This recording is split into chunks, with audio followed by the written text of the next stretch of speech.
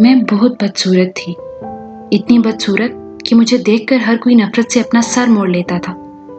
بچپن سے ہی مجھے اس بات کا احساس رہا کہ اور لڑکیوں جیسی حسین و جمیل نہیں کہ لڑکے مجھے بار بار مڑ مڑ کر دیکھیں، میری راہ تکیں یا پھر ڈیٹ پر لے جانے کی آفر کریں۔ لڑکے میرے پاس سے اس طرح کتراتے گزر جاتے جیسے کہ میں کوئی چھوت کی مریض ہوں۔ میری ماں میری پیدائش کے وقت ہی اس دنیا سے گزر چکی تھی۔ میں اکثر تنہائی میں روتی، تڑپتی، کبھی کبھی اپنے بستر میں تکیے میں سر دبا کر اپنی قسمت کو کوستی۔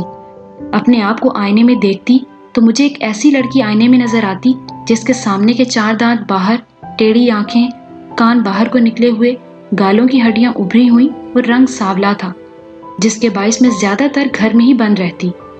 میرا بچپن اس سے بھی بدتر انداز میں گزرا کہ جونیئر کلاسز میں بھی میرے کلاس فیلو مجھے چڑیل کہتے اور ڈائن کے نام سے پکارتے، یہاں تک کہ میں نے اسکول جانے سے ہی انکار کر دیا۔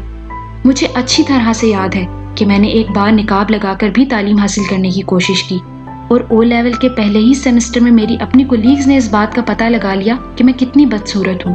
جو میں بڑی ہوتی چلی گئی، میرا احساس محرومی بڑھتا چلا گیا۔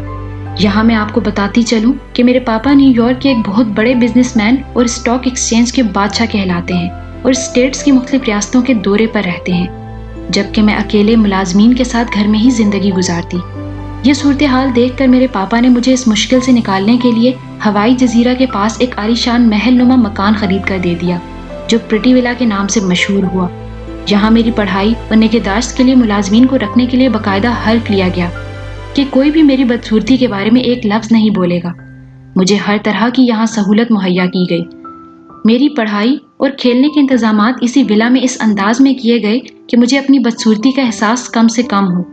میں عموماً گھر ہی پر اپنا وقت گزارتی اور اپنے ٹیچرز سے تعلیم حاصل کرتی یا پھر آن لائن کلاسز حاصل کرتی۔ پاپا مستقل نیو یارک میں رہتے۔ ان کا جب بھی ہوائی آنا ہوتا وہ مجھ سے ضرور ملتے اور 1-2 دن بعد واپس لوٹ جاتے۔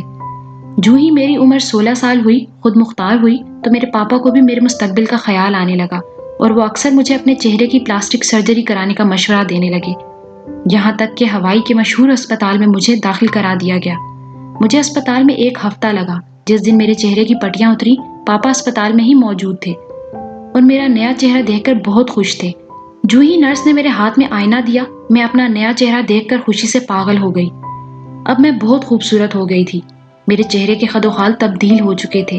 اب میں جب بھی گھر سے باہر نکلتی، لڑکے میری جانب دیکھتے، مجھے بہت اچھا لگتا۔ جب وہ مڑ مڑ کے دیکھتے، میں دل ہی دل میں سکون محسوس کرتی۔ یہاں تک کہ پاپا کے ایک دوست کے بیٹے مائیکل نے مجھے پرپوز کر دیا۔ مجھے مائیکل پہلے ہی پسند تھا۔ وہ لندن میں رہائش پذیر تھا اور سافٹ ویئر کمپنی کا مالک تھا۔ میرے ہوائی میں رہنے کے باعث 15 سالوں سے صرف میرے خد و خال اس کے ذہن میں رہ گئے تھے۔ پلاسٹک سرجری کے بعد جو ہی میری اس سے اسکائپ پر بات ہوئی، وہ مجھے پسند کرنے لگا اور مجھے پرپوز کر دیا۔ پاپا کے ہاں کرنے کے بعد 1 ماہ بعد ہی ہماری شادی ہو گئی اور میں ہوائی سے لندن شفٹ ہو گئی۔ اب میں مسز مائیکل تھی۔ لندن میں بھی مائیکل کا عالی شان مکان تھا جہاں میں شہزادی کی طرح رہتی۔ مائیکل بھی اچھا انسان تھا، مجھے بہت پیار کرتا۔ کچھ ماہ بعد جب میں نے اسے اپنے حاملہ ہونے کی خوشخبری دی تو وہ جیسے خوشی سے پاگل ہو گیا۔